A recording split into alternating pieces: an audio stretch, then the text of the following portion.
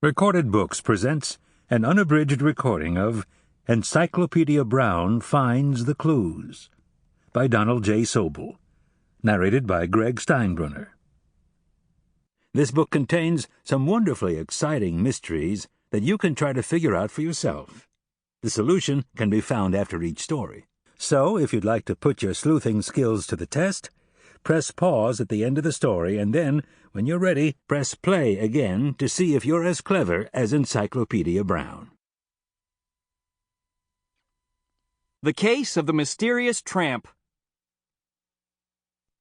His head bent low over the handlebars of his bike, Encyclopedia Brown rounded the corner of Maple Avenue like high-speed sandpaper.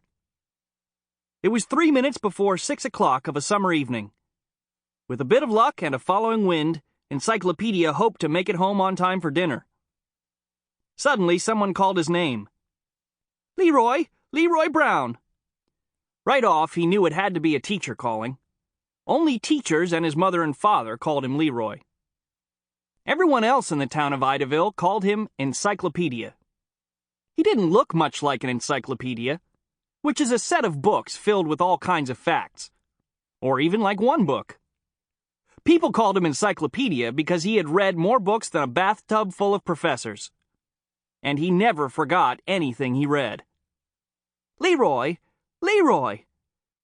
It was Mrs. Worth, his old fourth-grade teacher. She was standing beside her car, looking very sad. "I can't get it going," she said. "Can you help me?" "I'll try," said Encyclopedia. He leaned his bike against a tree and raised the hood. "Start her again, please, Mrs. Worth," he said. The motor coughed and sputtered out. "The trouble must be in the carburetor," said Encyclopedia, beginning to disappear under the hood. He lifted off the air filter. Now he could reach the butterfly valve in the carburetor. He poked it open with his finger. The motor roared to life when Mrs. Worth again tried to start it. Mrs. Worth was delighted. When Encyclopedia returned to view, she thanked him over and over again. "Golly, it wasn't anything," said Encyclopedia. "Just a stuck valve." He smiled as Mrs. Worth drove off. Tilly looked at his watch.